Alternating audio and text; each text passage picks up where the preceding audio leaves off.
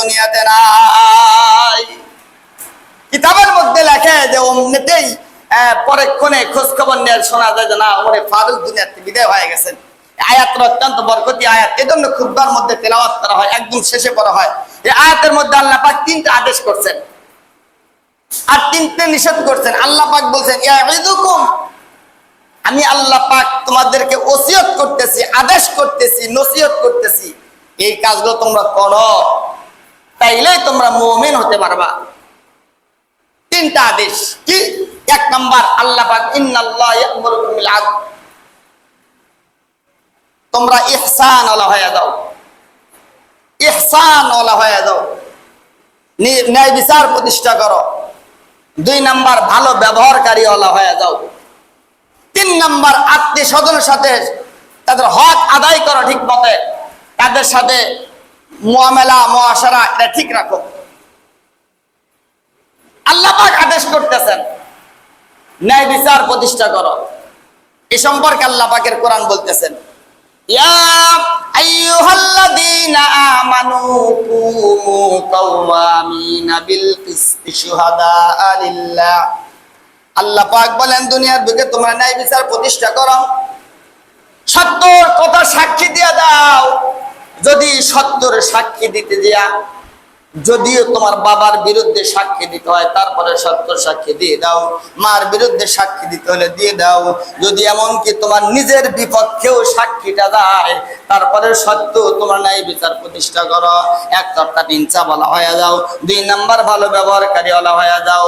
একজন মানুষ রাস্তায় চলতেছে, সে ধনী হতে পারে, একজন গরিব মানুষ রাস্তা যায়, আল্লাহর পয়গম্বর বলছে ক্বালা রাসূলুল্লাহি সাল্লাল্লাহু আলাইহি ওয়াসাল্লাম আসসালামু কাবুলুল কালাম, তুমি কথা বলবা সর্বপ্রথম ভাই কেমন আছেন, আসসালামু আলাইকুম না না, প্রথম বল আসসালামু আলাইকুম ওয়া রাহমাতুল্লাহ, ভাইজান কেমন আছেন। ধনী গরিবকে সালাম দিবে, গরিব ধনীকে সালাম দিবে, কামলা মনিবকে সালাম দিবে, মনিব কামলাকে সালাম দিবে, স্বামী স্ত্রীকে সালাম দিবে, স্ত্রী স্বামীকে সালাম দিবে। সালামের প্রভাব শুরু করে দেন কেন? আল্লাহ রাসূল বলছে কথা বলার পূর্বে তোমরা সালাম দাও। যদি এই প্রভাবটা তোমরা ঠিক রাখো এ দুনিয়ার বুকে শান্তি প্রতিষ্ঠিত হবে। কেন? আসসালামু আলাইকুম ওয়া রাহমাতুল্লাহ অর্থ কি? আল্লাহর পক্ষ থেকে আপনার রহমত বর্ষিত হোক, আপনি তার জন্য রহমতের দোয়া করলেন, সেও আপনার প্রতি রহমতের দোয়া করলো। এই জন্য কথা বলার পূর্বে সালাম দেওয়া, ভালো ব্যবহার করা, ন্যায় বিচার প্রতিষ্ঠা করা। ভালো ব্যবহার তো নাই, কিতাবের মধ্যে লিখছে কে কত মাস দিতে পারে এটা নিয়ে বর্তমান ব্যস্ত। জোরে জোরে বলেন কথা ঠিক কিনা? ভালো ব্যবহার নাই বললেই চলে। কেন? একটা রোগ আছে, যে রোগটা যদি কার ভিতরে থাকে, একটা গুণ যদি কার মধ্যে থাকে, নামাজ রোজা হজ যাকাত তাবলীগ ইমাম সাহেব মক্কা মদিনা ইমাম সাহেব খাদেম সাহেব সারা জীবন চিল্লে যা করেন কোন ইবাদত কবুল হবে না, লেখা রাখেন। সেটা হলো হিংসা নামক একটা জনার আছে, এটা কার মধ্যে থাকে। হিংসা জিনিসটা কি? তাফসীর মধ্যে লেখে একটা সরিষাকে 7 ভাগের 1 ভাগ পরিমাণ, যতটুক এতটুক পরিমাণ কার মধ্যে হিংসা যদি থাকে এই ইবাদত বন্দি কবুল হবে না। এ প্রসঙ্গে একটা কথা বলি, কালকে একটা কিতাব দেখলাম, কিতাবের মধ্যে লেখছে এক বেটা দেওকে স্বপ্ন দেখছে, দেও যে স্বপ্নের মধ্যে দেও বলতেছে তো কিছু দিমু নিবু, হ্যাঁ দিমু, কিন্তু কথা হলো যে তোর পাশের বাড়ি আমার কাছে না, ওর সাথে ঝগড়া ধর, তো দিলে একটা দিয়ে দূরে দিমু না, তাই নিমু না, কোন তো খারাপ নিমু না। সকালবেলা স্ত্রীকে বলতেছে দেখো রাত্রে দেও স্বপ্নে দেখছি, দেও এই কথা বলছে, আমার কিছু দিতে চাইলো, স্বর্ণের কলেজ দেখাইলো যে নিবেশন, তাই যে বলছে কি জানো যে আমার সাথে যার ঝগড়া 2টা দিব, তা দেখ গে, তাও তো আমি একটা পাইলাম। মানে বেটা বলতেছে যে যার জন্য চুরি করি চুরি সেই পাইছো, তোমার জন্য আমি নিলাম না, তুমি গালি বেরবে নি। আচ্ছা বেশ কিছুদিন পর আবার স্বপ্ন দেখছে, নিবু কিছু নিবু, হ্যাঁ নেবো। এই বেটাকে একটা দেয় আর 2টা দেয়, পরে আবার এই বেটাকে একটা দেয় আর 2টা দেয়, এরকম দিতে দিতে বেশ কিছুদিন পরে এবার দেওয়া এসে বলতেছে কিছু নিবু, কেন আর নিমু টিমু না, আজকে তোমাকে দিমু, তুমি নাও। দেওয়া বলতেছে তুই আমাকে কি দিব? কয় যে তুমি আমাকে যা দাও একটা, আর আমার বিপক্ষ দল 2টা দাও। আজকে আমি তোমাকে একটা দিব, ওর থেকে তুমি দুটো নিবে, যে কি আমার একটা চোখ কানারে নিয়ে যাও, আর তুমি দুটো চোখ কানারে দিও। আর যেহেতু আমার এক আর দুই, কে তাই ওই এত অর্থ সম্পদ না, বাহাদুর এটা আমার সহ্য হয় না। এটা বলা হিংসা। আল্লাহ পাক এই আয়াতের মধ্যে বলছেন ন্যায় বিচার প্রতিষ্ঠা করো, ইনসাফ আলা হয়ে যাও। 2 নাম্বার কি করো? 2 নাম্বার তোমরা ভালো ব্যবহারকারী ওয়ালা হয়ে যাও। 3 নাম্বার আত্মীয়স্বজন হক আদায় করো। আর একটা কথা শুনে আল্লাহ রাসূল বলছেন, আল্লাহ পাক বলে ওয়াকাদা রাব্বুক, আমি আল্লাহ পাক আদেশ করতেছি আল্লাহ তা'বুদু ইল্লাল্লাহ, তোমরা আমি আল্লাহ পাকের ইবাদত করো।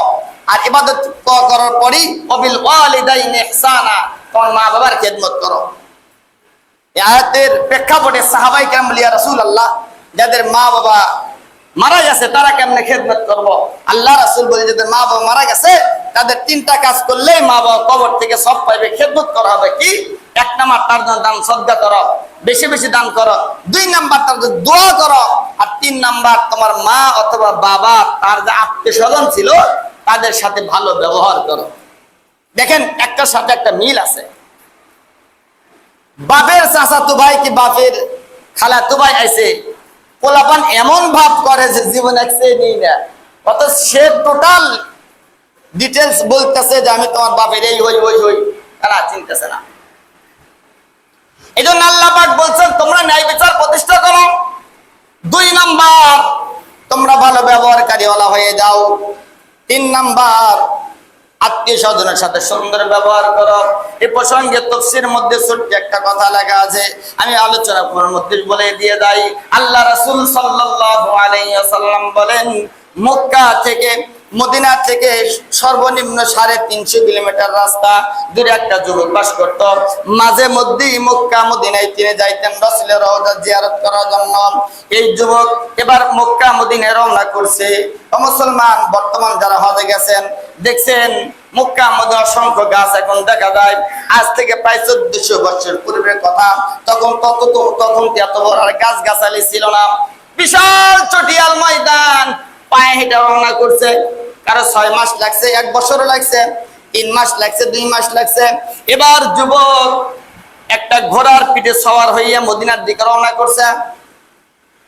বেশ কিছুদিন যাওয়ার পরে যুবক চিন্তা করে একটা খেজুরের বাগান পাইলে একটু রেস্ট নেওয়া যায়। একটা বাগান পেয়ে গেছে। যুবক ওখানে একটু শুইছে। দেখবেন কিছু লোক আছে শুইতে দেরি অমনি ঘুম। হাকিমুল মুজাদ্দাদুল মিল্লাত আল্লামা আশরাফ আলী থানভী রাহমাতুল্লাহ আলাইহি লিখেছেন, যে ব্যক্তির 3টা জিনিস আছে ওই ব্যক্তি দুনিয়ার সুখী। 1 নাম্বার শুইলেই ঘুম। বহুত লোক আছে ঘুমের বড়ি খায়, যদি মশা একটা কানের কাছে দাঁড়ায় মামা ঘুম শেষ, আবার বড়ি খাওয়া লাগে। যারা হালাল কামাই খায়, আল কাসিবু হাবিবুল্লাহ ক্বালা রাসূলুল্লাহ সাল্লাল্লাহু আলাইহি ওয়াসাল্লাম, দেখবেন যারা সারাদিন পরিশ্রম করে বিছানায় শুতে দেরি, ঘুম আসতে দেরি হয় না, এটা আল্লাহ পাকের নিয়ামত। আল্লাহ পয়গম্বর হাদিস ব্যাখ্যা করে থানভী রাহমাতুল্লাহ আলাইহি বলেন, 2 নাম্বার যা খাইবেন অমনি ক্লিয়ার হজম। 3 নাম্বার তিনি বলছেন, যার ঘরের বউ ভালো, যার বিবিটা ভালো, সে লোকটা দুনিয়াতেই জান্নাতি। আপনাদের সবার বই ভালো, যদি 2-1 জন একটু বাঁকা থাকে ওই লোকটার জন্য দুনিয়াটাই জাহান্নাম। হাদিসের মধ্যে আল্লাহ রাসূল বলছেন এই 3টা জিনিস যারা আছে লোকটা দুনিয়ার সুখী।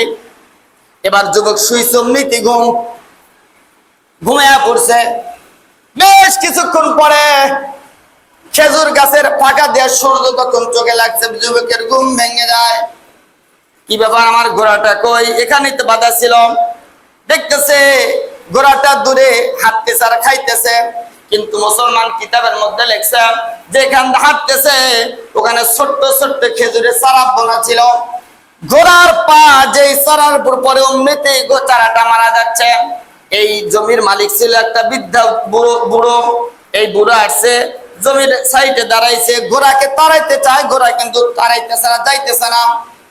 এই বুড়া, এই বৃদ্ধা এই ঘোড়াকে তাড়া দেওয়ার জন্য ছোট্ট একটা পাথর নিক্ষেপ করছে যেন ঘোড়া বের হয়ে যায়। কারণ কথার মধ্যে আছে ঘোড়া কামড় দিতে জানে, ছাড়তে জানে না। তাড়া দেওয়ার লক্ষ্যে পাথর নিক্ষেপ করছে, কিন্তু পাথরটা এমন একটা পয়েন্টে ঘোড়ার লাগলো, এমনিতে ঘোড়াটা ওখানে পড়ে মারা গেছে। যুবক দেখতেছে দূরে আমার ঘোড়া আছে কিন্তু মারা, ওখানে একটা বিদ্যা দাঁড়ানো। এ বাবা বলেন তো আমার ঘোড়া কে মারছে?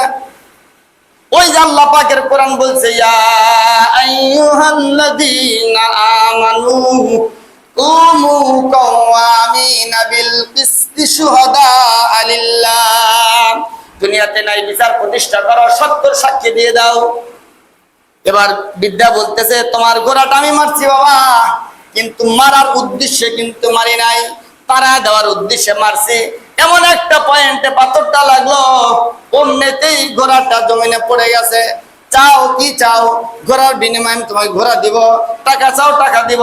যুবক অত্যন্ত রাগান্বিত হয়ে গেছে, বুড়াকে বিদ্যাকে এরকম হাসতে হাসতে শুরু করছে, অমনিতেই বিদ্যাটাও জমিনে পড়ে মারা গেছে। দুইটা লাশ দাঁড়ায় আছে, যুবক ওখানে, দুটা লাশ জমিনে পড়ে আছে, যুবক ওখানে দাঁড়ানো। বিদ্যার দুইটা সন্তান ছিল, সারাদিন পরে কি বাবার বাবা আসে না কেন, দৌড়ায় গেছে জমির ধারে, দেখে তার বাবা আছে মারা, একটা ঘোড়ার একটা লাশ, বাবার একটা লাশ, দুইটা লাশ জমিনের মধ্যে পড়া আছে।